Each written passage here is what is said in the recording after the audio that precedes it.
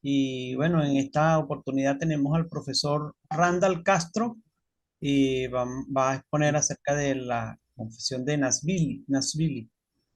Eh, Esperamos que mi hermano Jonathan pueda activar su micrófono. Ajá. El hermano Randall Castro es costarricense, licenciado en docencia, con énfasis en español, 11 años como docente en su país, 14 años como asesor del Ministerio de Educación Pública, es licenciado en Ministerio Cristiano, autor del libro Nacimos para Adorar, está en Amazon el libro, es compositor y músico también y tiene la producción ¿De qué lado estás? Ajá. Es servidor en el Ministerio Musical por más de 18 años. Recientemente ha incursionado en, en la predicación. También el hermano posee formación pentecostal en el IBAT y en el CEBIP. Bien, dicho estas cosas, vamos a, vamos a permitir al hermano tomar las redes, tomar la sala. Adelante, profesor.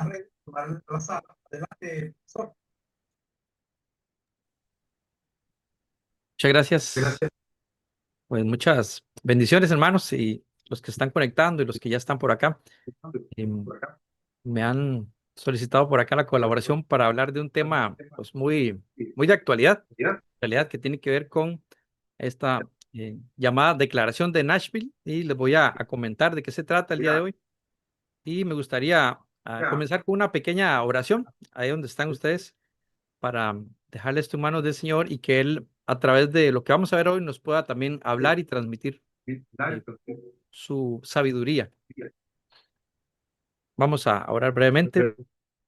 Padre Celestial, te damos gracias, Dios, por este espacio que nos permite compartir y aprender juntos, no solamente acerca de este tema, sino también de tu palabra y cómo este tema y tu palabra se conectan el día de hoy para ser relevantes y para llamarnos a nosotros como tus hijos a tomar una postura y a enfrentarnos a las situaciones actuales de nuestro mundo, Señor. Permítenos aprender de esta declaración, permítenos actuar en sabiduría, no solo en la parte académica, en el conocimiento que adquiramos, sino también en nuestra vida cotidiana, y aplicar lo que podamos aprender el día de hoy para tu servicio, para tu honra y gloria.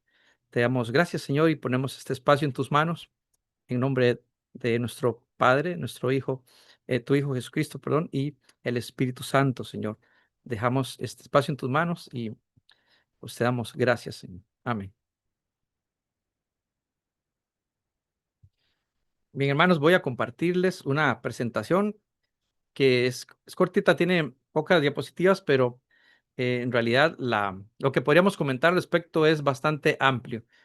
Vamos a ver, más o menos, yo hablo mucho, entonces vamos a ver cuánto tiempo nos llevamos con esto, y si nos sobra espacio al final, podríamos dar algunos otros detalles de esta declaración que son más de tipo las controversias, lo que la gente ha hablado al respecto, los que no están de acuerdo y por qué no están de acuerdo. Pero primero voy a compartirles el, esta presentación por acá para definir y que ustedes conozcan qué es esta declaración y dónde surge y por qué surge. Bien, la declaración de Nashville tiene un contexto particular que es de actualidad. Surge en el año, apenas hace pocos años, ¿qué? 8 años, 2017, en agosto, y es un documento teológico importantísimo en nuestros días. Surge, bueno, en Estados Unidos, precisamente debido a que en ese momento se estaba, por parte del gobierno de Estados Unidos, se estaba aprobando el matrimonio homosexual. Ya ustedes conocen que a través de Estados Unidos se duplica o se replica más bien lo que ellos hagan, digámoslo así, se replica a toda Latinoamérica, y en nuestros países, lamentablemente, ya en Costa Rica está aprobado el matrimonio homosexual también, y hay otros en Latinoamérica, pero ha sido como una copia de lo que ha sucedido en Estados Unidos. Entonces es importante conocer esta declaración porque Estados Unidos, precisamente la Iglesia Cristiana, se propuso dejar en firme qué es lo que dice la Biblia al respecto, porque había mucha confusión, porque, por ejemplo, ellos han tenido una postura muy tradicional de, de la reforma y, por ejemplo, la mujer no enseña, no predica, sobre todo en el área más reformada y más tradicional. Y resulta que a partir de toda esta apertura del feminismo, de la ideología de género, entonces se divide la iglesia. Eso es algo reciente también que ustedes han escuchado. Se ha dividido la iglesia en Estados Unidos, sobre todo la iglesia bautista del sur, tuvo una separación eh, donde Rick Warren, por ejemplo, el famoso autor de Una vida con propósito, se separa porque ellos no estaban de acuerdo en que la mujer no predicara. Entonces, por ahí comienza un poco el asunto y entonces la idea de la declaración de Nashville es que se, se constituya una base, un fundamento en donde los cristianos de a pie, comunes y corrientes, puedan tener un fundamento que, que sea analizado por diferentes iglesias, que sea consensuado y que pueda servir como una guía para saber qué está bien, qué está mal, qué dice la escritura y cómo actuar al respecto. Esto sería como una especie de introducción para que ustedes conozcan qué es la declaración, dónde surge en Nashville, Estados Unidos. Y además, podríamos decir que se constituye de un preámbulo y 14 artículos. Es muy sencilla, es muy pequeña. Y estos artículos tienen una particularidad donde viene primero una afirmación y posteriormente algo negativo o una negación, digamos. Es decir, creemos esto y no creemos esto. De esta manera, esta declaración queda muy clara y es difícil interpretar otra cosa mm, fuera de lo que está ahí literalmente, aunque algunos artículos que han sido muy criticados quedan en cierta apertura y ahorita les voy a hablar al final por qué de esto. También podríamos decir que este texto fue impulsado por líderes evangélicos muy famosos en nuestra actualidad, que vemos muy a menudo en las redes sociales. Ahora vamos a hablar de ellos también. Y esto ha generado un impacto global no solo en la iglesia cristiana, no solo en Estados Unidos, sino en el mundo, en las instituciones públicas, por ejemplo, que tienen que ver con derechos humanos. Entonces, no es solamente un debate cristiano, no es solo un debate estadounidense, sino es un debate abierto a nivel mundial. ¿Por qué? Porque es un tema polémico en nuestra actualidad y hay muchas entidades y personas fuera de Estados Unidos, de la iglesia cristiana, que tienen que ver con esto por precisamente las leyes y la lucha que ellos han tenido, por ejemplo, en el lobby LGTB, LGTQI, y bueno, todas esas letras, y en la ideología de género. Entonces, hay un choque, un enfrentamiento, porque esta es una postura muy ortodoxa, muy tradicional, y pues ustedes saben que nuestro contexto es todo lo contrario, ¿verdad? Hay libertinaje, subjetivismo, nada es verdad, todo se vale, todo se permite y estamos en una era posmoderna relativa en donde pues la situación de los cristianos es bastante difícil y tenemos que lidiar con esto y saber enfrentarlo y saber qué postura podemos dar al respecto, qué respuesta podemos dar. Bien, entonces, además de esto, busca orientar sobre temas de género y matrimonio, básicamente. Es decir, cómo se llevan las relaciones dentro del matrimonio, qué es el matrimonio, para qué Dios mm, creó el matrimonio y además esto del género, si hay muchos géneros, si hay solamente dos, quién define el género, todo esto desde una perspectiva bíblica tradicional. Muy bien, ahora nos vamos por acá a la segunda, que tiene que ver con el origen y los autores. Este, esta declaración fue originada por el Consejo de la Masculinidad y Feminidad Bíblicas, en inglés las siglas CBMW. Este consejo, que está formado por varias personas muy conocidas, muy famosas también, este consejo em, es el que toma las riendas del asunto y dice, bueno, tenemos que elaborar un estatuto, una declaración, un documento que nos pueda guiar hacia lo que se nos viene.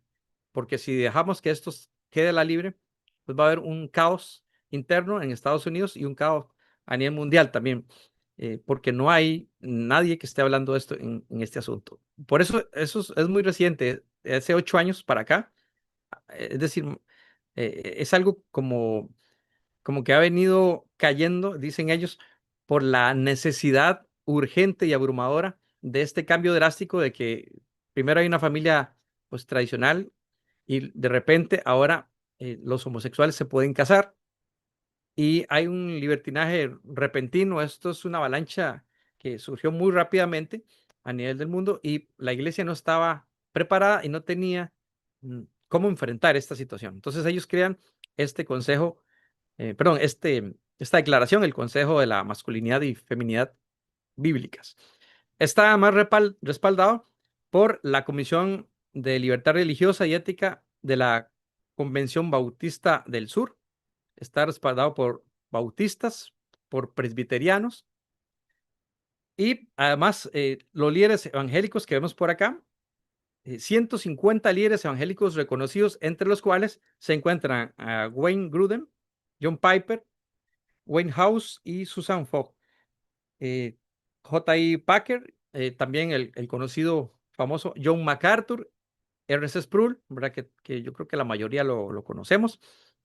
D.A. Carson, Albert Muller y Tony Perkins y Jack Graham también, entre muchos otros líderes, pero estos son los más conocidos. Hay algunos canales por acá que distribuyen en YouTube, canales cristianos, que distribuyen material referente a algunos de esos autores que incluso han tenido charlas, conversaciones en vivo acerca de temas actuales. Entonces quiere decir que estas personas están muy inmersas, son muy famosos, muy conocedores de la situación actual, pero también de la Biblia y de la tradición y de la historia de la iglesia reformada, de la iglesia pentecostal. Esta declaración entonces fue un esfuerzo en conjunto de diferentes figuras evangélicas, no solo de un área, sino de varias, y su objetivo fue presentar una postura unificada, como les decía al principio, unir esfuerzos y llegar a acuerdos para tener una declaración en común, para poder todos decir lo mismo y de alguna manera esto era algo un poco difícil porque todos tenían que ponerse de acuerdo aunque tuvieran puntos de vista diferentes, pero como es un tema que no es tanto de debate, digámoslo así, entre los cristianos, es un tema que logró tener acuerdos por muchísimas personas y muchísimos líderes cristianos. También vamos a hablar un poquito acá acerca de las motivaciones y objetivos. ¿Cuáles son esas motivaciones y objetivos? Bueno, primero, los cambios culturales. Hay cambios culturales constantemente en la sociedad y ante esos cambios, lo que acabamos de hablar, hay que dar una respuesta a la evolución de ideas sobre el género, sobre todo, y la sexualidad. Es decir, ¿qué es esto de que hay cada día más géneros? 130 había hace poco, no sé cuántos van ahorita. Y la sexualidad, ¿cómo debe vivir el cristiano la sexualidad?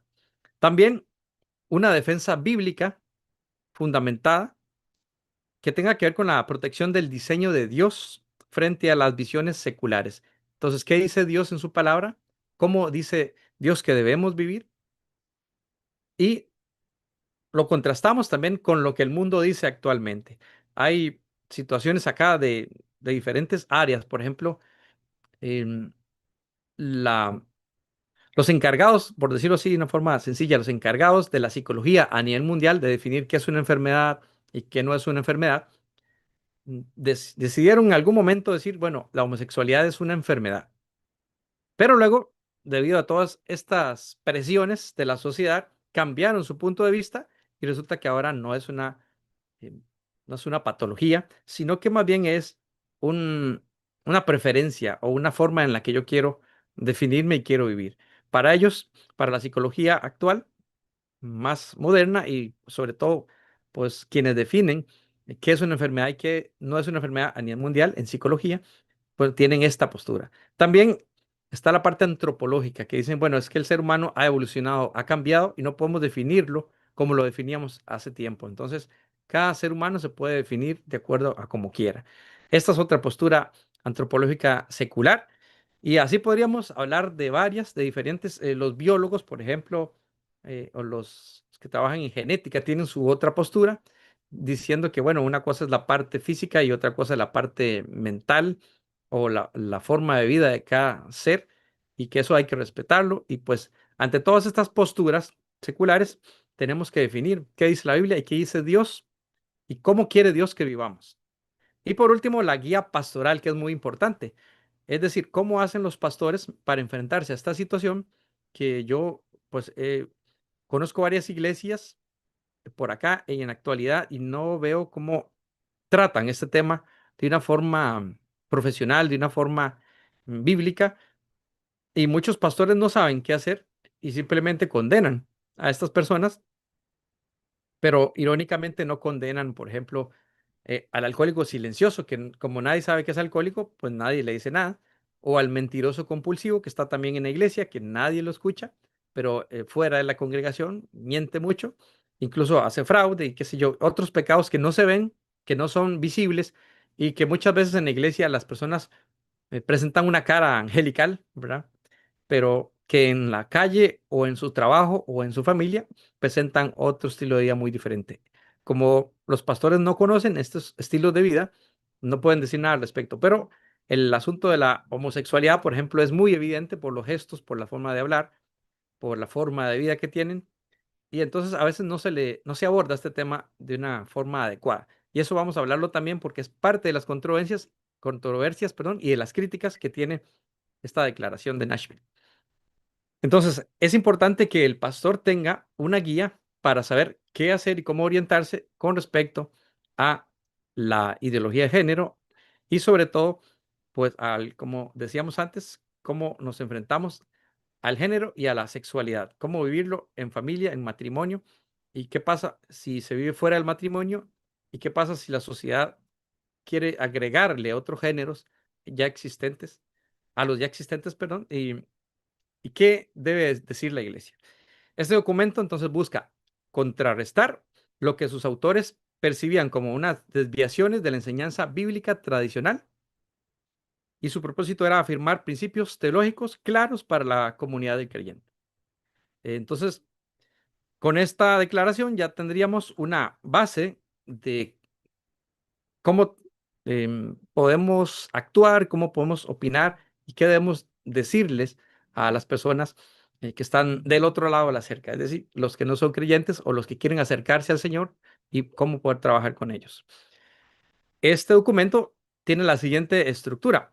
Son 14 artículos.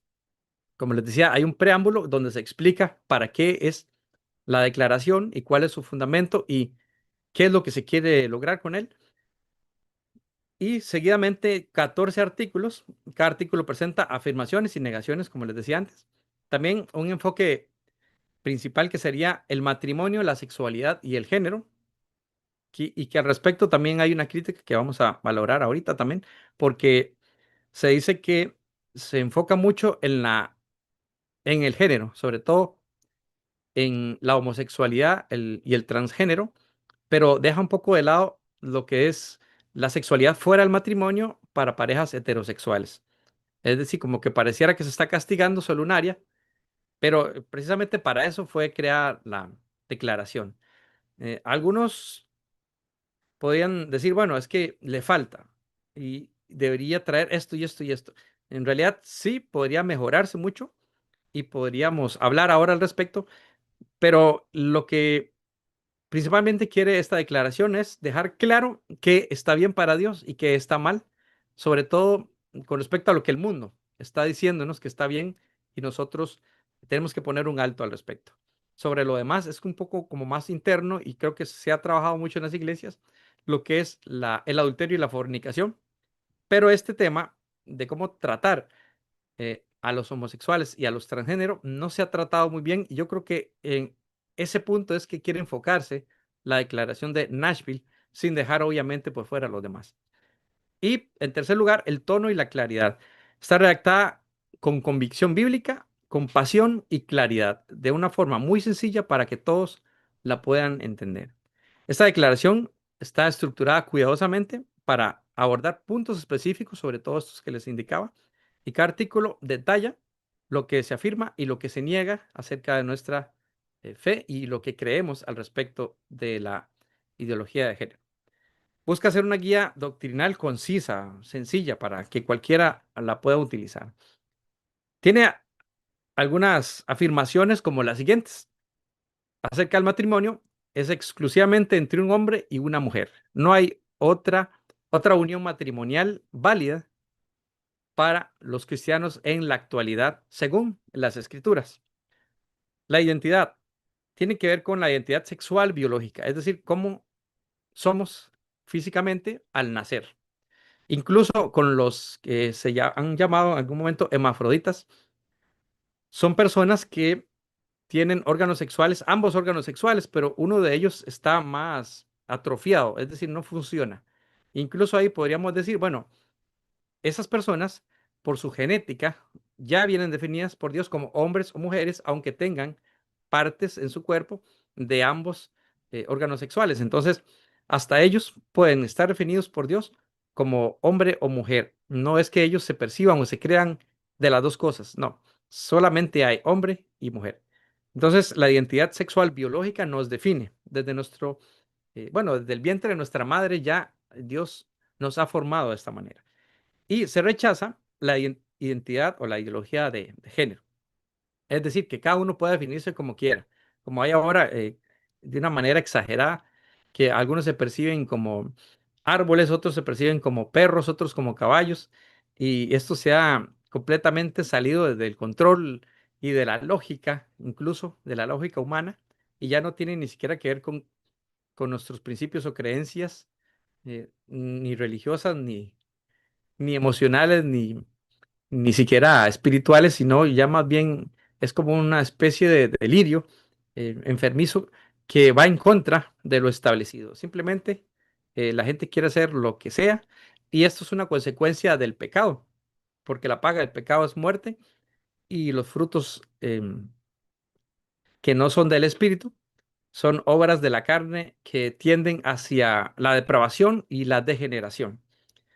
Y por último tenemos acá la expresión que, bueno, esta declaración expresa de una manera sexual que solo dentro del matrimonio heterosexual está la bendición del Señor. Fuera de él, no, no hay matrimonios homosexuales, no hay uniones de ningún tipo, ni la unión libre ni ninguna otra que sean válidas, solo el matrimonio aprobado por Dios entre un hombre y una mujer. Estas afirmaciones de esta declaración reafirman las visiones tradicionales, como hemos dicho antes, sobre el matrimonio y la sexualidad, y se enfatiza la creencia de un diseño divino para la humanidad. Es decir, recalcamos otra vez qué es lo que dicen las escrituras, cómo ha vivido la iglesia durante siglos y cómo deberíamos seguir viviendo según las sagradas escrituras. Y esto permite también rechazar otras posturas o alternativas contemporáneas y seculares. Hay algunas negaciones específicas, como les digo, tiene afirmaciones y negaciones, y entre las negaciones, esta declaración de Nashville tiene las siguientes: relaciones fuera del matrimonio. Entonces, rechazo total a cualquier relación sexual fuera del matrimonio, entre un hombre y una mujer. Solamente el matrimonio entre hombre y mujer es permitido. Por ahí rechazamos todo, dice la declaración de Nashville. Redefinición de género. También dice negación a redefinir el género según la percepción individual. Rechazamos toda redefinición del género. Solo hay dos géneros, hombre y mujer, masculino y femenino.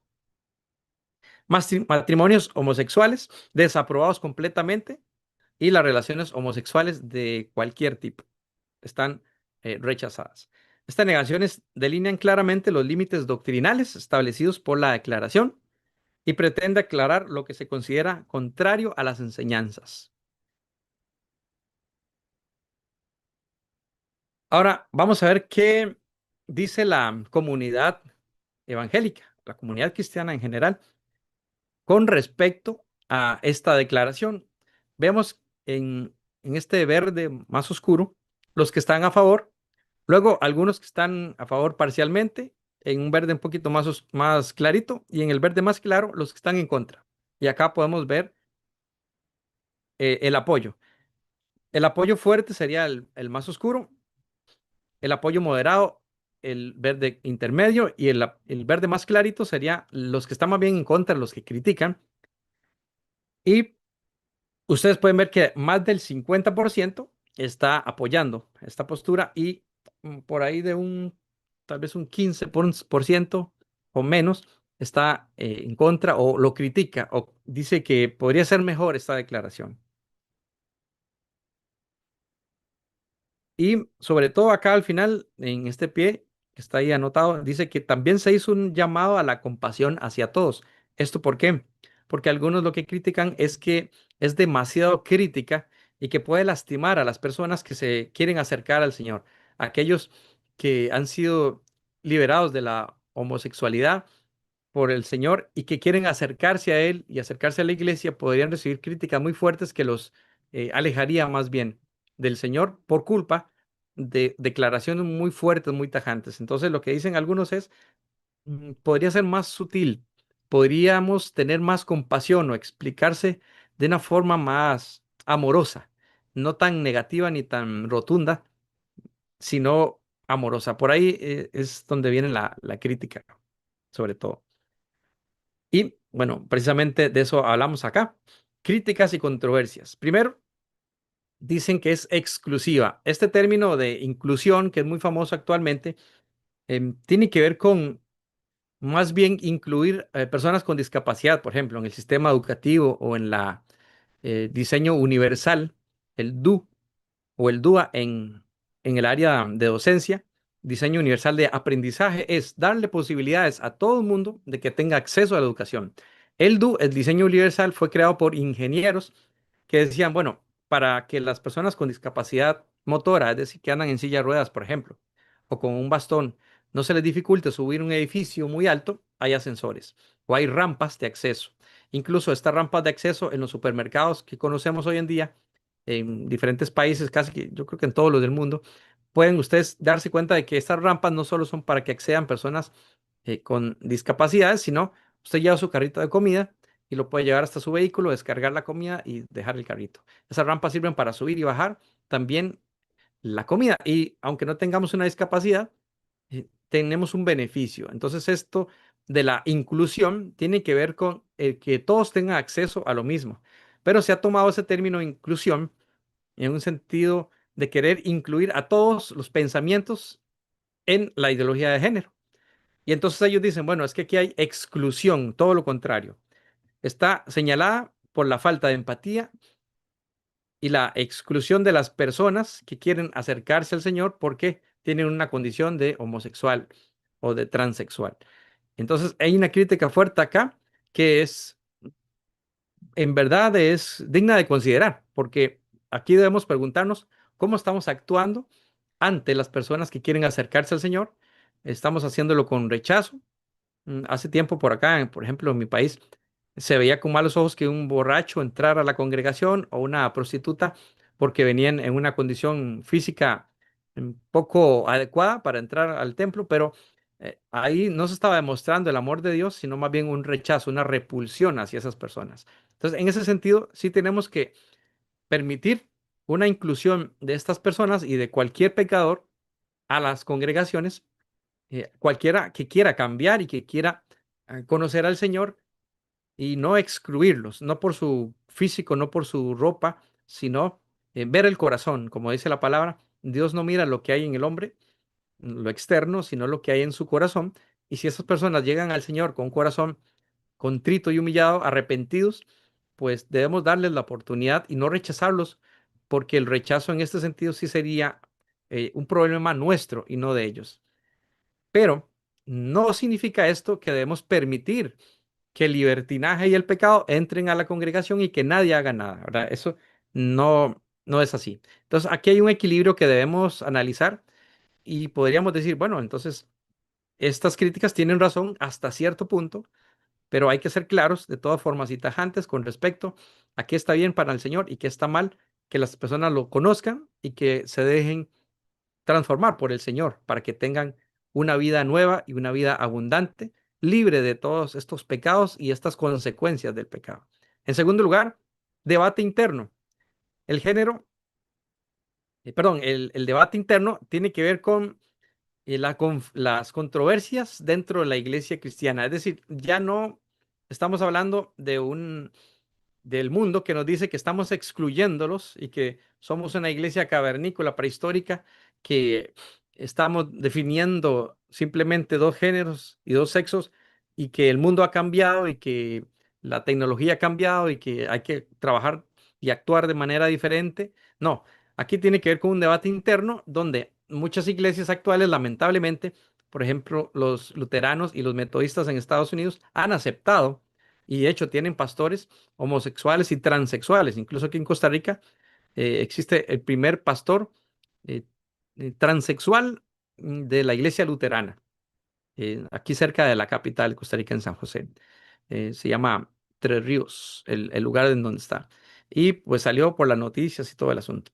Entonces, la controversia también genera un debate interno dentro de las iglesias porque algunos han aceptado la ideología de género y dicen, bueno, es que nos equivocamos con la esclavitud, por ejemplo, y ya no hay esclavos. Nos equivocamos con incluir a las mujeres dentro de la iglesia y que participen en muchas áreas. Incluso algunas iglesias aceptan pastoras, otros todavía no, o no lo van a aceptar nunca. No sé qué pasará de aquí a 100 o 200 años si estamos aquí y si el Señor nos ha llevado, pero hay controversias como estas y dicen, bueno, si la mujer se aceptó, entonces ahora siguen los homosexuales. Hay que aceptarlos de igual manera porque nos equivocamos con la mujer y con la esclavitud y ahora hay que aceptarlos. Y ese tipo de exégesis o interpretaciones son muy peligrosas porque entonces dan pie a que cualquiera que quiera cambiar la interpretación ortodoxa tradicional de la iglesia pueda inventar su propia, casi que secta, ¿verdad? Su propia ideología y forma de pensar y rechaza la historia de la iglesia y lo que siempre ha creído la iglesia. Hay que tener muchísimo cuidado, entonces, sobre todo con este debate interno, que es el más peligroso, creo yo, porque el mundo no nos puede dictar lo que ellos creen, pero cuando hay una división interna dentro de la iglesia, es peligroso porque los miembros de la congregación, los cristianos, tienden a confundirse. Y en tercer lugar, la polarización. Entonces hay acusaciones de aumentar la polarización social, es decir, nos estamos aislando de la sociedad y la estamos polarizando. Estos son los buenos, estos son los malos. Y aquí nos vamos a quedar. Entonces hay como un conflicto de luchas, entonces, por falta de empatía e inclusión, por un conflicto interno entre iglesias y porque están acusándonos de que estamos dividiendo, polarizando la sociedad. A pesar de esto, del apoyo más bien que ha tenido esta declaración, ha enfrentado duras críticas en los pocos años que tiene y fue percibida por algunos como una divisiva y poco inclusiva, lo que estábamos diciendo. Y estos debates resaltaron las tensiones existentes sobre estos temas en la sociedad. Es decir, cuando la declaración de Nashville sale a la luz, surgen toda cantidad de críticas, algunas positivas, otras negativas, y esto hizo que el tema saliera otra vez sobre el tapete. Es como cuando en el colegio o en la sociedad nos hablaban acerca del aborto, de la eutanasia, que eran temas críticos, polémicos, algunos los defendían, otros los rechazaban, y precisamente este tema de la ideología de género surge con más fuerza con esta declaración y nos obliga a tomar una postura. ¿Estamos a favor o en contra? ¿Cómo vemos al pecador? Lo vemos como que todos pueden seguir pecando y la iglesia está abierta a que todo el mundo entre y que siga haciendo lo que quiera. En realidad no habría una metanoia, una metamorfosis, un cambio de vida. No seríamos nuevas criaturas. Otros dicen, pero es que hay que ser inclusivo, no exclusivo. Y ahí es donde se da esa lucha. Y esta declaración pretende dejar claro, entonces, qué es lo que cree la iglesia. Desde esos tres sentidos vienen las críticas y la repercusión social, como les decía, es increíble porque inicia en el 2017. Se crean más de 10 artículos y publicaciones al respecto que tienen un impacto global en los medios de comunicación, en la sociedad, en las entidades gubernamentales, en todo el mundo. Y entonces esta declaración de Nashville no solo impactó a la comunidad evangélica, como decíamos al principio, también se convierte en una noticia nacional. Aquí hay unos cristianos que están afirmando una postura, incluso algunos decían prehistórica, arcaica. Nos llamaron de todo, ¿verdad? Retrógrados. Incluso yo me atreví a decir en algún momento por acá que había cristianofobia. ¿Por qué? Porque estaban persiguiendo a los cristianos por nuestra forma de creer y de pensar. Y entonces esto genera respuestas de teólogo, lo que nos permite tener posturas más fuertes y más firmes, exégesis más profundas al respecto para poder enfrentar esta situación social actual y real. Y las organizaciones de derechos humanos también ponen su punto de vista y su crítica, abriendo un diálogo mucho más amplio del que inicialmente se dio en Estados Unidos. Reflexiones finales y preguntas claves que debemos hacernos, o que ya hemos hecho a través de lo que he estado diciendo. Primero, la fe y la sociedad. ¿Cómo podemos tener o sostener más bien nuestra fe ante una sociedad cambiante y crítica que quiere incluir el pecado dentro de todos los ámbitos de nuestra vida? ¿Cómo influye, además, en el diálogo nuestra fe y cómo influye en el diálogo la sociedad con respecto a lo que creemos? ¿Cómo podemos mm, tratar este tema en la sociedad con nuestros parientes, con nuestros familiares, con nuestros amigos, con nuestros compañeros de trabajo? Incluso hay leyes que van en contra de nuestra creencia. ¿Cómo hacer para enfrentar la legislación actual? Por ejemplo, les voy a dar un ejemplo de un profesor que me preguntaba, bueno, resulta que acá en Costa Rica ya esto se aprobó y si decimos algo, si hacemos campaña en contra de los homosexuales, podríamos tener problemas graves y nos podrían despedir del trabajo. Entonces, el docente tenía un estudiante que decía, yo me llamo María, él era un hombre, yo me llamo María, no recuerdo el nombre, ahorita vamos a decir que era María. Por favor, profesor, refieras a mí como María y no como él. Use artículos femeninos. ¿Por qué? Lo voy a denunciar. Si sigue tratándome así, porque yo me siento lastimado, bueno, lastimada, así él, me siento lastimada y yo quiero que me siga tratando como ella. Entonces él me pregunta, ¿cómo hago? Como yo trabajo en este ámbito de la educación, él se acerca y me pregunta, ¿qué hago con este estudiante? Yo no quiero perder mi trabajo, pero tampoco quiero perder mis convicciones como cristiano. Y entonces yo le decía, bueno, ¿cómo se llama? Bueno, se llama María. Entonces trátelo como, perdón, se llama Juan. En el carnet oficial de la universidad y no ha cambiado la cédula de identidad, trátelo con el nombre con el que le pusieron sus padres, que todavía está como legal, como tiene que matricularse en la institución. Entonces, háblele de esa manera, no le diga él ni le diga ella, no usa artículos, sino siempre menciónele el nombre. ¿Para qué? Para que usted no se sienta mal y para que él no lo pueda denunciar, porque ese es el nombre legal de él en este país. Entonces, es como buscar una alternativa para conciliar nuestros principios con lo que nos estamos enfrentando para no quedarnos sin trabajo, pero podría llegar el momento en que por causa de nuestras convicciones nos enfrentemos a situaciones más difíciles cada vez en la sociedad. Entonces es importante pensar cómo influye el diálogo de nuestra fe y sobre la comunidad, qué hace la comunidad y la sociedad con lo que nosotros creemos y cómo actuar delante de estas situaciones. En segundo lugar, existe un equilibrio entre convicciones y compasión. Aquí es donde estamos hablando de este ejemplo de este docente y su estudiante. Tenemos que tener un equilibrio. Él nunca lo rechazó de ninguna manera. Uno aprecia mucho a los estudiantes, no importa lo que crean, lo que piensen, cómo se sientan o se autodefinan según ellos, pero nuestras convicciones siempre tienen que mantenerse. Entonces, hay que pensar en cómo vamos a equilibrar nuestra convicción con la forma de tratar a los demás sin que se sientan agredidos, lastimados, ofendidos, pero siempre presentando la verdad del Evangelio. Y en tercer lugar, relevancia. ¿Cuál es la relevancia de esta declaración hoy?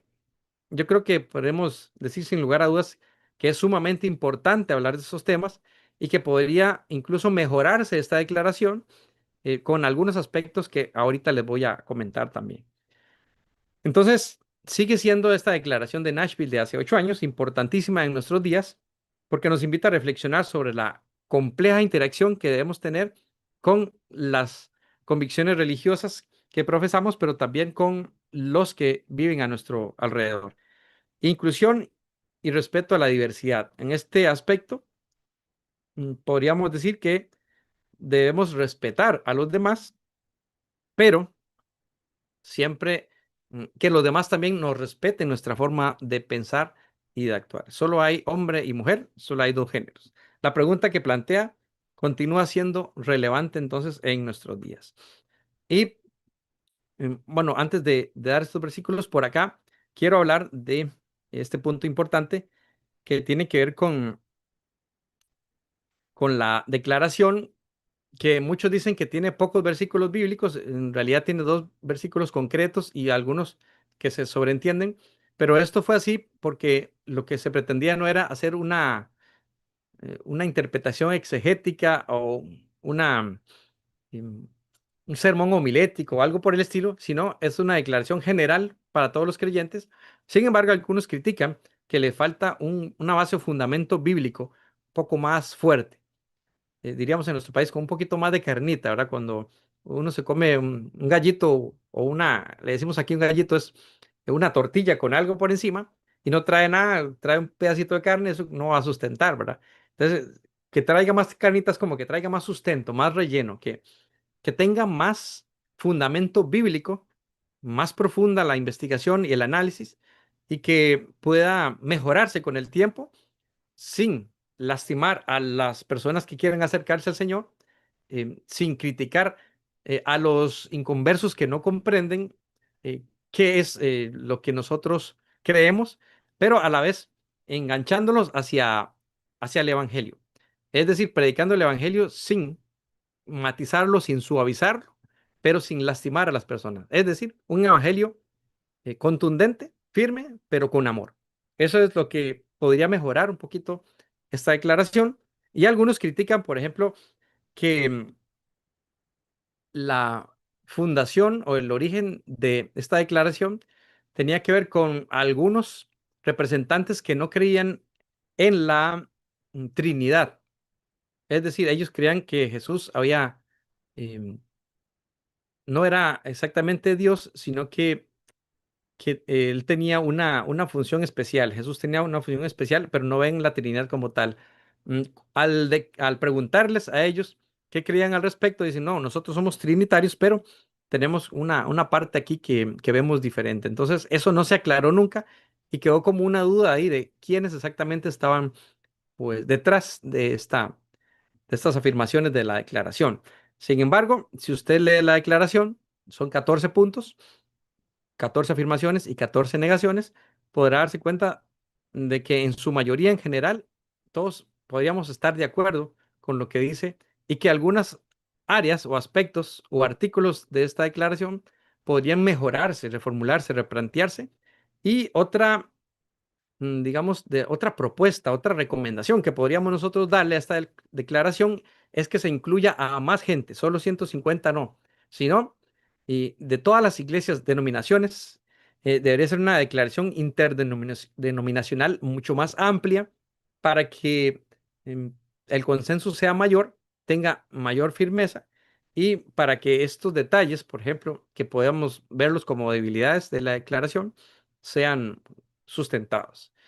Básicamente, esto es lo que tiene que ver con la declaración de Nashville y qué es la declaración, cuándo surgió, quiénes están a favor y quiénes están en contra, y cómo podríamos mejorar esta declaración sin vender o sin suavizar o sin rebajar, podríamos decir, los principios cristianos tradicionales, bíblicos, que hemos creído desde siempre.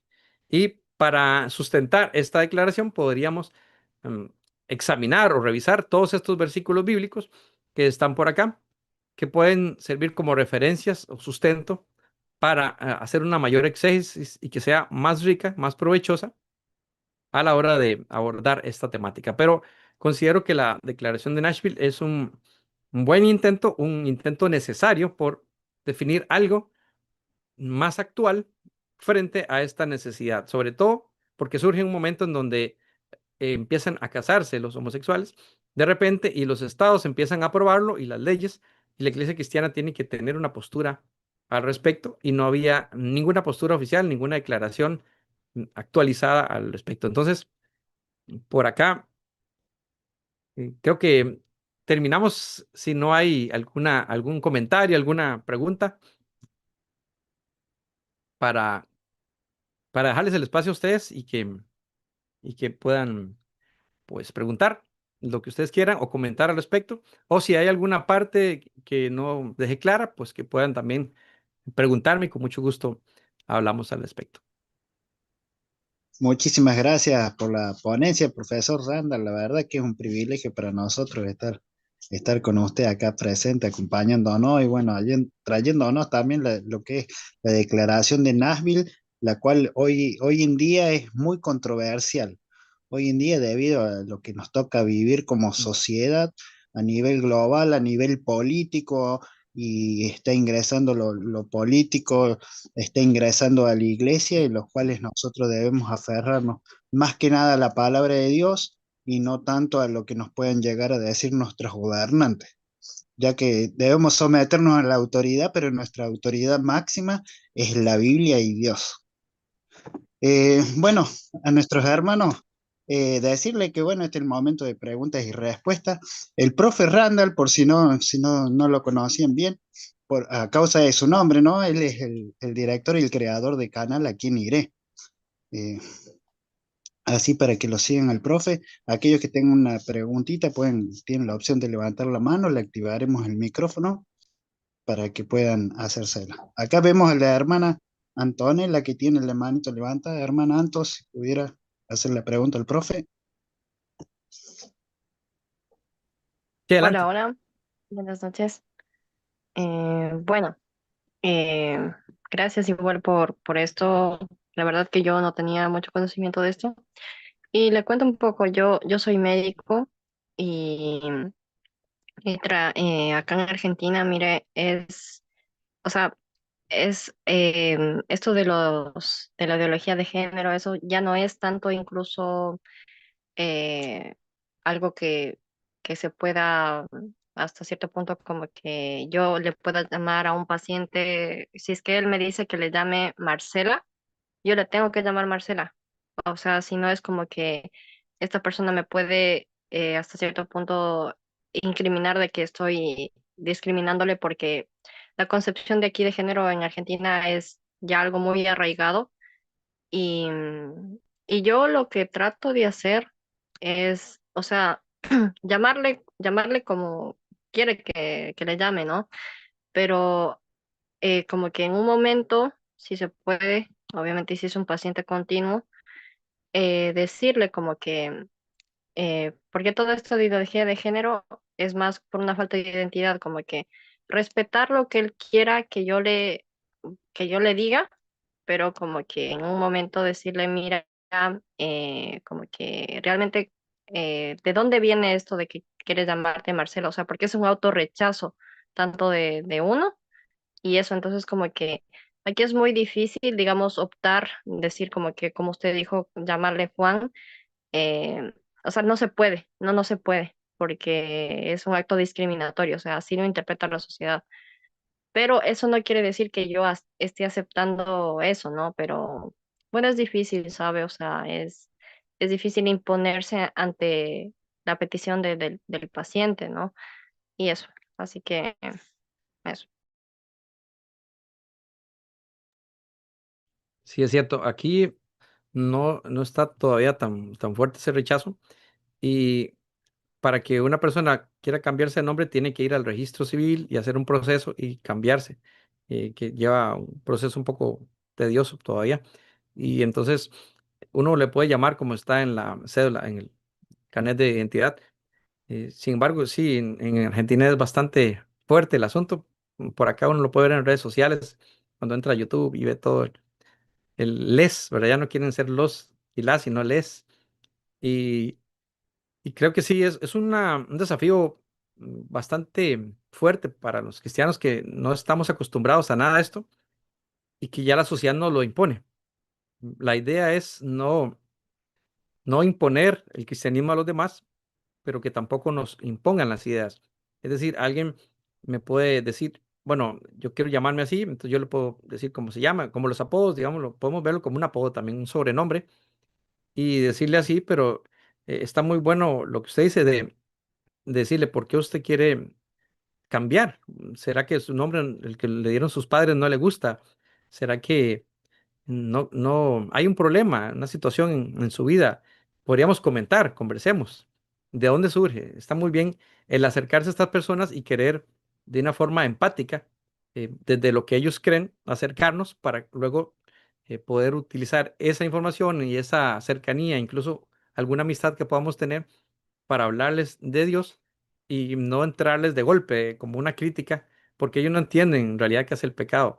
Muchas veces es un proceso lento para explicarle a alguien que algo que han hecho durante toda su vida, de repente uno les dice, eso está mal para Dios, ¿verdad? Entonces hay que llevar un discipulado con estas personas y a eso puede llevar años. Yo tengo un amigo, por ejemplo, que le ha hablado de Dios desde que tengo por ahí de 15 años, más o menos, y él ha escuchado lo que yo le digo. A veces él o sus hermanos se reían de mí o se burlaban de alguna forma, pero yo lo dejaba pasar y con el tiempo me he dado cuenta de que uno va sembrando la palabra y una semillita que va creciendo, porque em, a veces es eso, es falta de amor propio, falta de identidad, no es que quieran definirse como tal o cual, sino que más bien no pueden definirse porque no saben ni lo que son, ni lo que creen, ni lo que quieren, porque hay vacíos tan grandes en sus familias. Muchas de estas personas viven con padres separados o padres que no les ponen atención, niños que de pequeños andan solos todo el día porque los padres trabajan y no les prestan la atención que debieran, y muchos de ellos se confunden y no tienen una identidad definida. Incluso mi pastor me decía, yo en algún momento de mi juventud, como yo no tenía padre, mi padre me abandonó, no sabía qué era. Entonces yo no sabía si me gustaban los hombres o las mujeres o los dos.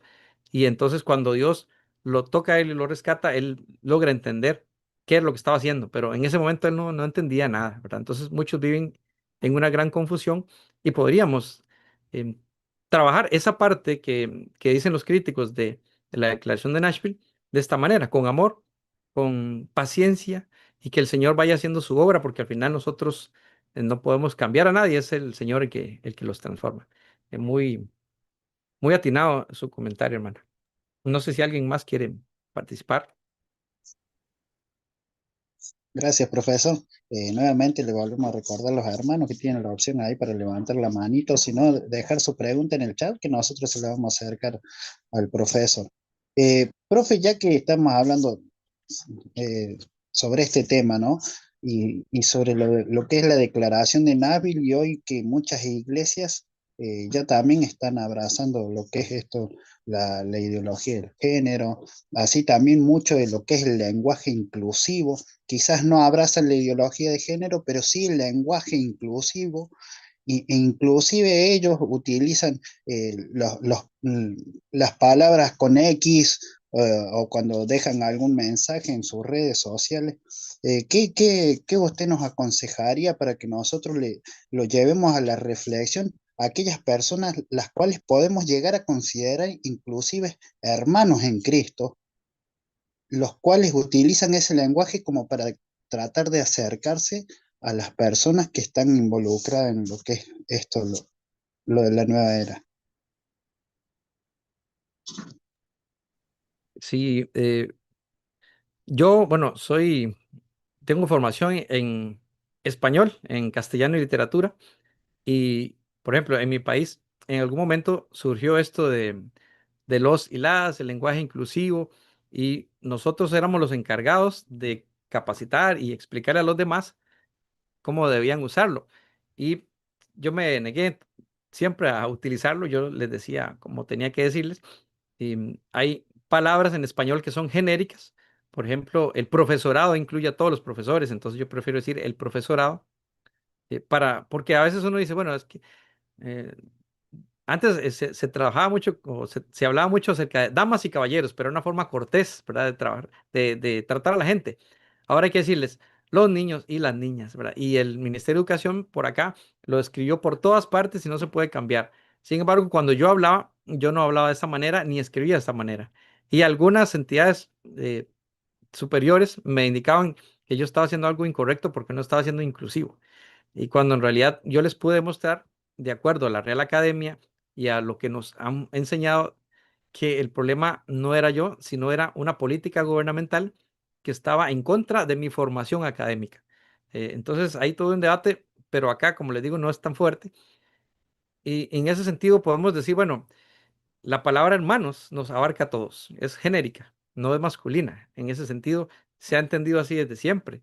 Y el les no existe en español de esa manera como se quiere implementar, ¿verdad? Está los y las y lo para las cosas.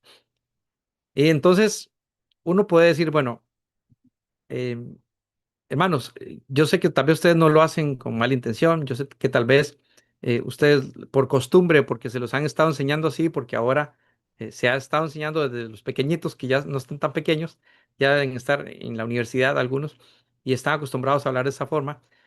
La palabra del Señor nos insta a pensar que Dios creó al hombre y a la mujer de esta forma y que no hay otras formas de pensamiento. Y en ese sentido creo que de igual forma como uno podría crear un discipulado a los nuevos, también puede discipular a los hermanos de la iglesia o de las redes sociales también, acostumbrarnos a hablar de una forma común y corriente, como hemos hablado siempre, y no caer en esta trampa, porque poco a poco, si utilizamos la terminología de ellos, nos vamos a contaminar, nos vamos a contagiar y acostumbrar, y al final uno ya no sabe ni cómo está hablando, ¿verdad? Y uno dice, bueno, yo fui formado de esta manera, pero terminé hablando de otra forma. Y, y creo que hay que ser conscientes primero de nuestra forma de hablar y el por qué deberíamos hablar de esta o de esta otra manera. Y siempre pensando en la palabra del Señor. La guía podría ser leer los versículos de la Biblia y preguntarle a las personas, hermano, ¿cómo dice ahí? Ahí dice les, ¿no? ¿Verdad? Las traducciones, la mayoría de traducciones en nuestro idioma no dicen les y no usan lenguaje inclusivo. Sin embargo, las entendemos, nadie se siente ofendido en la iglesia y podemos seguir hablando así, de esta misma manera, con los demás, si a los demás no les ofende o no nos van a meter presos, por ejemplo. Pero podríamos evitar hablar de estas maneras y buscar alternativas. El hablar de forma inclusiva no significa precisamente hablar como ellos quieren, sino utilizar términos que incluyan a todos. El profesorado, por ejemplo, el estudiantado, y podríamos usar términos genéricos que relacionen grupos o personas de diferentes índoles y buscar formarnos en este sentido para tratar de no caer en lo que ellos quieren y dar alguna alternativa, alguna propuesta cristiana. Eso incluso es interesante porque podríamos decir, bueno, nos podríamos reunir los filólogos cristianos, los que estudiamos castellano y literatura español, y dar una propuesta a nuestras congregaciones de qué palabras son de uso cotidiano que podrían ser útiles para hablar ante estas personas, que ellos las verían, que quizás quieran verlas como un rechazo, pero en realidad no, porque están incluyendo a muchas personas. Podríamos hablar de esta manera o simplemente decir, bueno, si no tengo obstáculos y quiero seguir con mis convicciones, sigo hablando de la manera habitual. Es un desafío porque esto puede cambiar y en países, hay países que es más fuerte el asunto que otros y hay que siempre hacer las de Daniel. Daniel le dijeron, no puede comer de esto. Perdón, más bien, tiene que comer de esto y tiene que hacerlo de esta manera y no puede orar. Y Daniel en algún momento dijo, bueno, tráigame comida de este tipo porque yo no puedo comer eso porque estoy ofendiendo a mi Señor. Y llegó el momento en que le pusieron una trampa a Daniel y él dijo, bueno, definitivamente no puedo dejar de orar. Aquí es donde yo pongo el límite y esto sí no lo puedo cambiar. Entonces tenemos que analizar hasta dónde podríamos permitir ciertas cosas y hasta dónde nuestros principios cristianos nos dicen, bueno, aquí voy a tener que tomar una decisión difícil, que el Señor me sostenga, me ayude, pero debemos tener convicciones firmes como cristianos, no ser cristianos de calientabancas, ¿verdad? O pasotistas, como se llaman en España, o cristianos nominales. Si en verdad amamos a nuestro Señor, a nuestro Dios, Él nos va a fortalecer, nos va a dar sabiduría para actuar.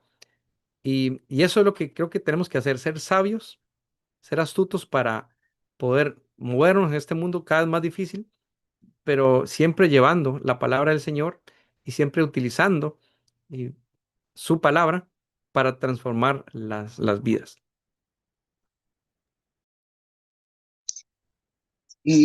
Profe, con respecto bueno, hace poquito pasó un caso muy particular, ¿no? De un pastor muy conocido, eh, que no vamos a decir quién es, pero su nombre comienza con D y termina con Ante. Bueno, tenemos a este pastor, ¿no? Que hizo una reunión matrimonial en la cual, para que dé la charla matrimonial, llamó a un otro pastor, que es de la comunidad LGTB. Eh, y las personas que defendían el llamado de este pastor para que dé una charla a un grupo matrimonial, la manera de defenderlo era que este pastor estaba bien educado con respecto al área matrimonial. Tenía unos buenos fundamentos para que le enseñe los matrimonios. Eh, ¿Qué podríamos hacer en ese caso que llegase a pasar, y quizás en la iglesia local donde nosotros estamos? ¿Cómo nos podríamos presentar delante de los líderes de la iglesia para hacerle ya sea un reclamo o para hacerle ver, ya sea si un error o no?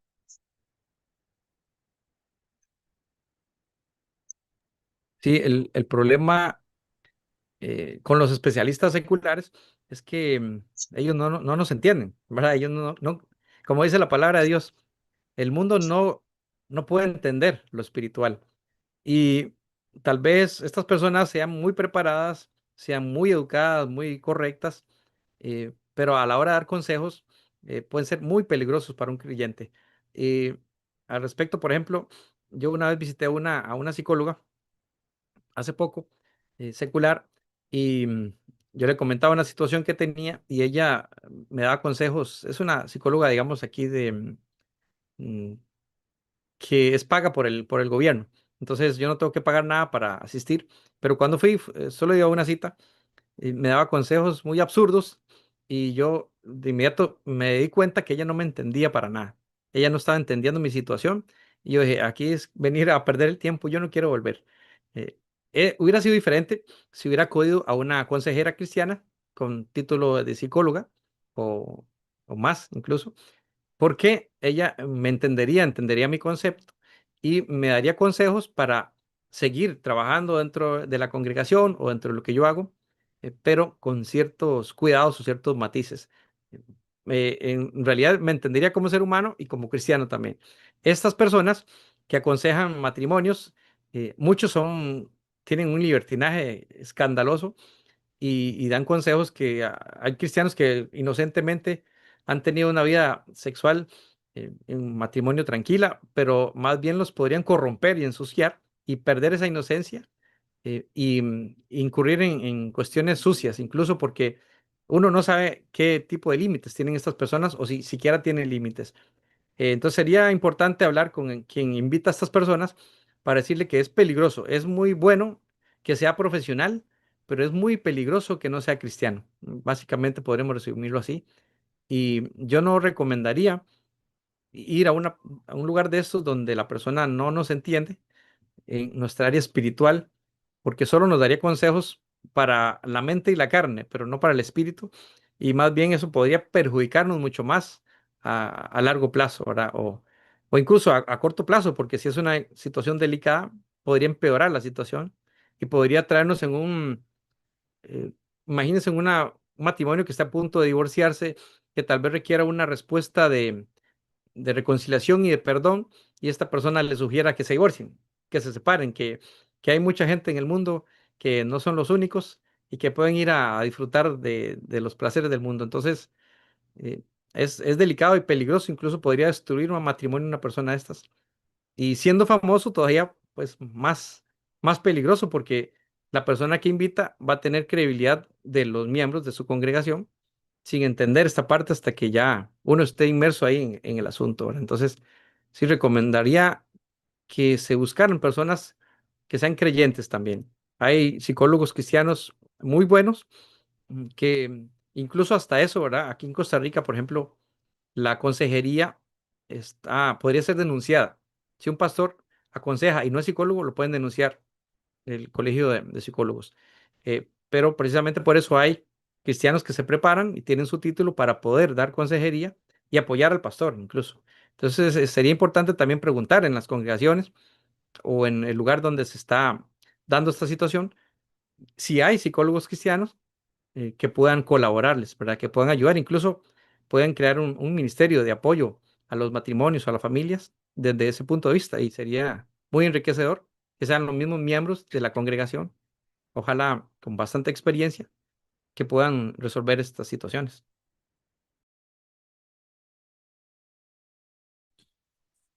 Gracias, profe, por la respuesta. La verdad que son temas para charlar y más que nada hoy en día son temas para sentarnos y charlar en gran manera y poner las diferentes posturas, por sobre todas las cosas, la postura bíblica, ¿no? Para llevarlos a la reflexión. Así que aquellos hermanos que están pasando por esta situación, por sobre todas las cosas, no se deje llevar por lo que el corazón nos pueda llegar a decir. Recuerda la palabra de Dios, dice, engañoso es el corazón de Dios más que todas las cosas.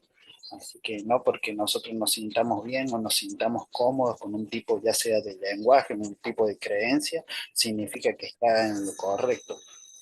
Guiémonos por lo que la palabra de Dios nos enseña, por lo que Dios nos guía a través de su palabra, por sobre todas las cosas. Y si alguien viene y si ya son varios los que están en contra de lo que podemos llegar a estar creyendo, y bueno, fijémonos con qué camisetas estamos jugando, como suelo decir yo, ¿no? Porque si ya son muchos los que están en contra de algo de lo cual nosotros estamos aprobados, el problema muchas veces somos nosotros que estamos equivocados. Acá tenemos nuestro hermano Sant, tiene la manito levantada. Si quisiera reactivar el audio para hacerle la pregunta al profe. Sí, gracias. Estaba leyendo la declaración y me llama la atención el artículo 8. Dice, afirmamos que las personas que experimentan atracción sexual por el mismo sexo pueden vivir una vida rica y fructífera que agrade a Dios mediante la fe en Jesucristo. Ah, como que está ahí un poco abierto, ¿no? O sea, no niega que una persona con ese tipo de inclinaciones pueda vivir una vida rica, pero allí me queda ese vacío, ¿no? O sea, sí, pero guárdatelo, sí, pero aguántatelo, sí, pero como que es ese artículo específicamente, como decía hace rato, ¿no? Es una buena declaración en su momento, lo que intentó fue fijar una postura y por supuesto habría que reestudiarla. Igual a mí me llama la atención que habiendo salido en 2017, algunos no la conociéramos, medio la hayamos escuchado.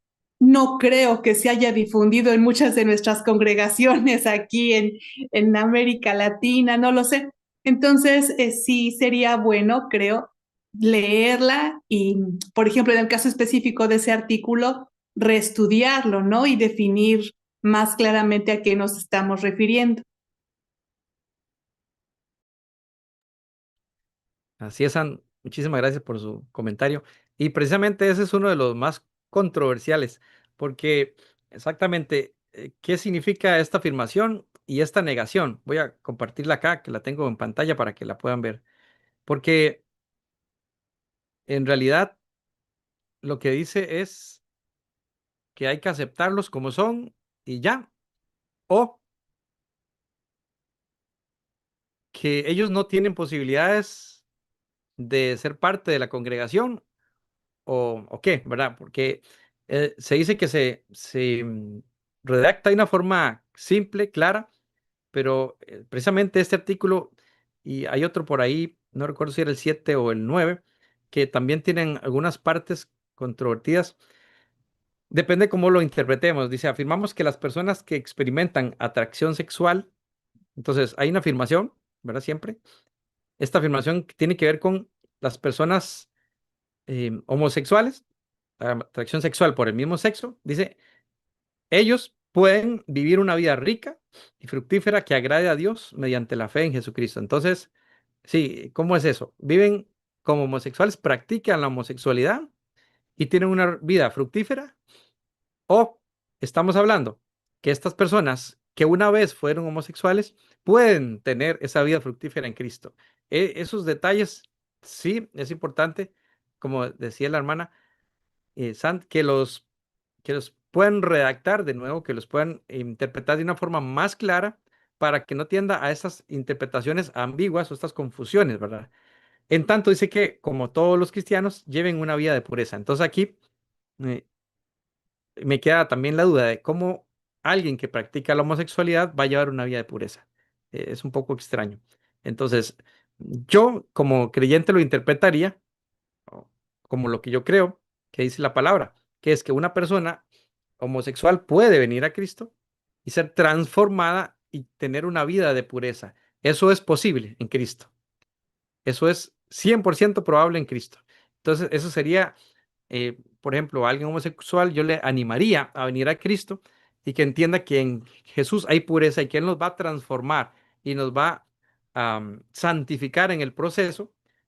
Si tomamos la decisión y si somos conscientes de nuestro pecado, de que queremos cambiar, de que el Señor nos transforme y dejarnos simplemente llevar por Él, por esa transformación, obedeciendo a su palabra. Pero si lo vemos desde el punto de vista que la persona que experimenta esa atracción constantemente, que la practica, puede vivir una vida rica en Cristo sin dejar la homosexualidad, ahí no. También otra posible interpretación, que lo que he estado leyendo es como tratando de explicar esto, dicen algunos lo siguiente: las personas que experimentan atracción sexual por el mismo sexo pueden vivir una vida rica. ¿Qué es eso? Que una persona puede tener atracción, por ejemplo, yo puedo tener atracción sobre el sexo opuesto, pero eso sería adulterio o fornicación.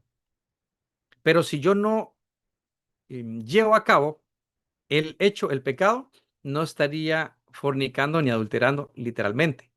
Si yo pienso en una mentira, pero no la hago, no estaría ejerciendo el pecado como tal. Entonces, algunos interpretan que eso es lo que significa este artículo, que la persona, aunque tenga su lucha espiritual con este problema, puede venir a Cristo y ser transformado. Entonces, si ese es el verdadero sentido de este artículo, debería redactarse de esa manera más clara. Es decir, no hay puertas cerradas para nadie que quiera venir, porque la iglesia está abierta para pecadores. Vino Jesús, ¿verdad? Él no vino a salvar a los que ya se creían salvos, como él mismo lo dice, sino él vino a salvar lo que se había perdido. Entonces, estoy de acuerdo con la hermana en que ese punto, que de hecho es el más controversial, debería redactarse diferente. Además, deberíamos también replantearnos qué fue lo que dijo Jesús, por ejemplo, acerca de matar a nuestro hermano. No es asesinarlo con un arma.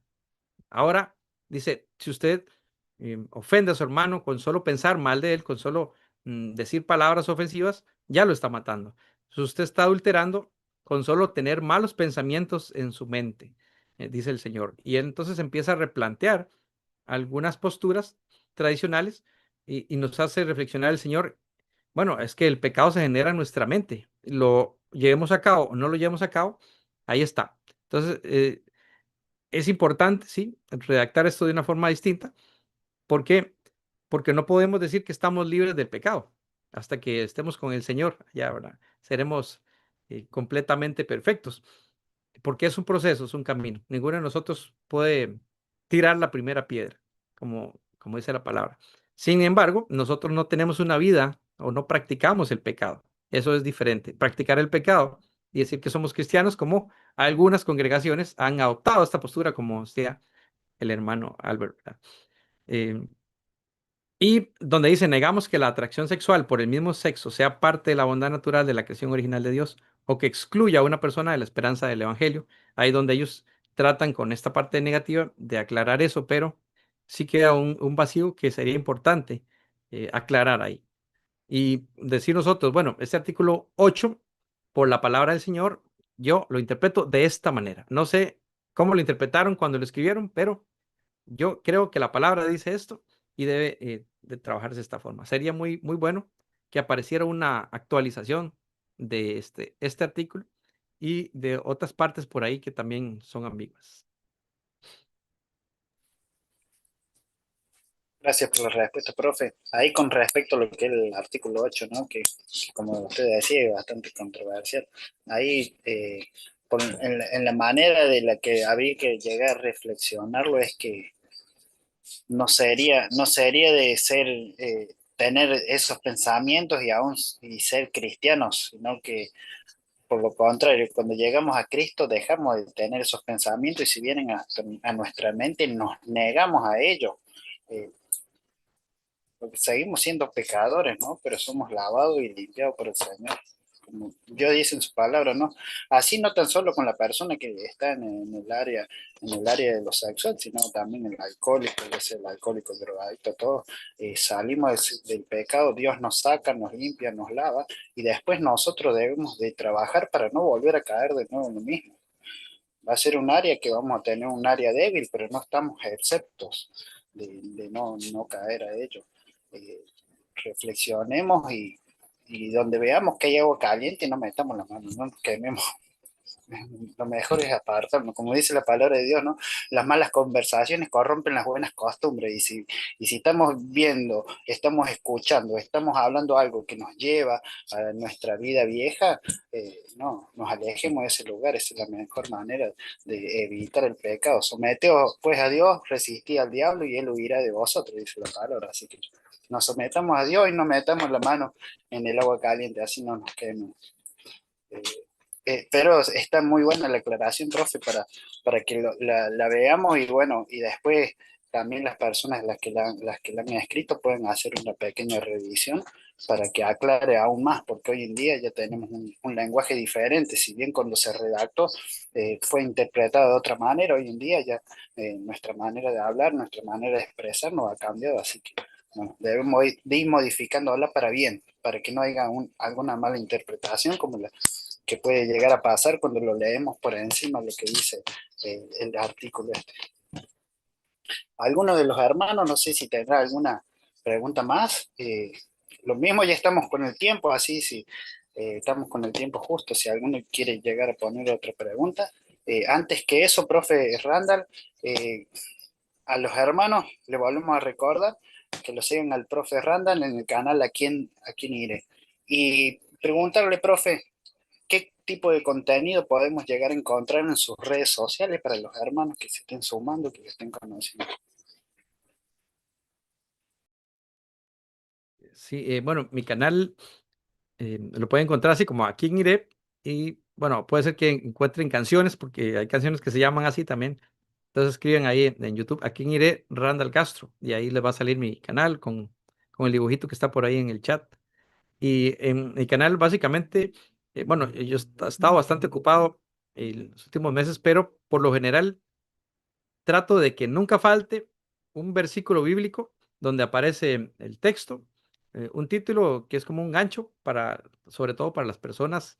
La idea es enganchar a personas que no son cristianas con ese título y ahí está exactamente el logo. Y el versículo siempre es hablado, ¿verdad? Es narrado por una voz, está predefinida como una inteligencia artificial, pero se oye muy natural, muy humana. Ese versículo no falta, es como casi que un versículo para un devocional diario. Y trato de que cada mes sea un tema. Por ejemplo, todos los versículos de un mes van a ser de la fe, otros van a ser de la esperanza, otros del amor, otros de la perseverancia, otros del pecado, otros de la salvación. Y cada mes trato un tema diferente. Esa es una parte que trato de mantener ahorita sin falta, si acaso de un día, un mes, una cosa así, pero todos los días van a tener un versículo. También hay videos acerca de la música y la oración. Yo escribí un libro, ya se los enseño. Un año después de la declaración de Nashville, este libro se llama Nacimos para adorar y surgió debido a una duda que yo tenía con respecto a la oración, porque yo veía que en mi iglesia era música lo que había y yo creí que la oración era música. Y alguien me preguntó un día, ¿qué es la oración? Y yo me quedé como pensando, ¿cuál es la diferencia entre alabanza y oración? Y yo no sabía qué decirle y me dio vergüenza y me fui a estudiar. Y estudié durante mucho tiempo y 8 meses después surgió este libro que era una respuesta para mí fue como una investigación para mí, para poder darle respuesta a cualquiera que me preguntara eso. Y pues pensé que tal vez le podía servir a alguien. Este libro se vende en Amazon, pero en mi canal yo leí capítulo por capítulo y los convertí en audiolibros. Entonces en la parte de podcast, perdón, encontrarán el libro completo, lo pueden escuchar completo desde el prólogo hasta el capítulo final. Si quieren escucharlo, ahí está de manera gratuita. También tengo estudios bíblicos del Evangelio de Juan, ya vamos por el capítulo 3 del Evangelio de Juan, donde trato de hacer una exégesis práctica como tipo estudio bíblico inductivo. Entonces, incluso estoy tratando de hacer PDFs también y tengo una página que se llama aquieniré.com, donde estoy subiendo el material para que cualquiera que quiera reunirse en sus casas, en su familia, con un grupo pequeño a estudiar el Evangelio de Juan, tenga el documento, lo pueda imprimir o tener en papel o en digital, y también tenga el video donde se explica de una forma, lo he estado mejorando, de hecho, con el tiempo, em, con preguntas, un estudio bíblico inductivo, de qué está hablando el pasaje, quién es el autor, por qué se escribió, para quiénes se escribió, y luego hago un estudio más profundo con las palabras en hebreo, en griego, luego agrego lo que han dicho algunos comentaristas bíblicos de Biblias de estudio y también de libros ya poquito más profundos, para terminar en una aplicación práctica. ¿Cómo puedo yo aplicar eso que aprendí en este pasaje? Además, tengo otros vídeos un poquito más variados, como música instrumental para orar, para estudiar, para escuchar en la casa. Solamente instrumental, porque hay momentos en que uno no quiere escuchar mucho ruido y quiere escuchar una música tranquila. Tengo canciones también originales que he escrito y he cantado, y ahí están también. Es un poquito variado, digámoslo así, pero el enfoque siempre ha sido de tratar de estudiar la palabra de Dios, y no es tan apologético, digamos, pero también quiero incursionar en la apologética de una forma no criticando al otro, sino analizando una postura. Por ejemplo, tengo algunos vídeos de si María tuvo o no más hijos. Entonces, yo analizo la postura de María tratando de demostrar que Cristo era el importante y no ella, ¿verdad? No voy directo diciendo al católico, eso está equivocado, no, sino veamos en la Biblia quién es el más importante y veamos qué fue lo que hizo María, que más bien algunas veces María tuvo meteduras de pata, como decimos, y Jesús la exhortaba más bien. Y, y desde ese punto de vista, guiar a las personas a que vean qué es lo que realmente dice la palabra de Dios y que no se sientan atacadas, aunque siempre hay gente que no aguanta nada, como decimos aquí, y me critican y escriben en los comentarios ahí, que no, que jamás, que María fue siempre virgen, que fue asunta al cielo y toda la cosa, ¿verdad?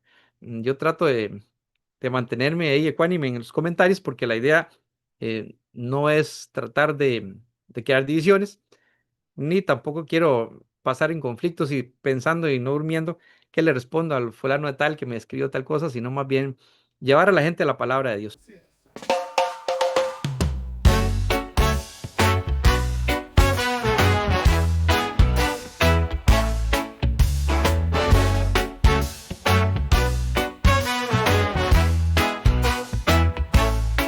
Siendo Dios viniste al mundo, plenamente hombre, plenamente Dios. Nos diste esperanza al morir en la cruz y resucitar. ¿A quién iremos, Señor, si solo en ti está la vida? ¿A quién iremos, Señor? Tú tienes palabras de vida. Señor, sin ti mi vida está perdida. ¿A quién iremos, Señor, si no hay nadie como tú?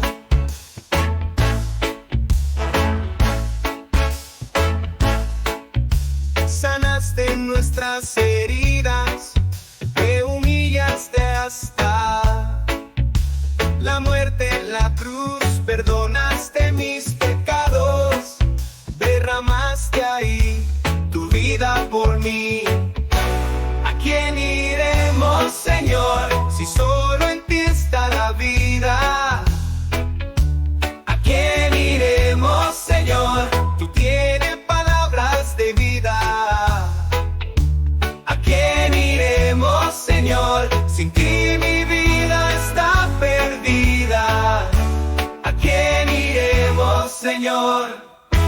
no hay nadie como tú. Siendo Dios viniste al mundo.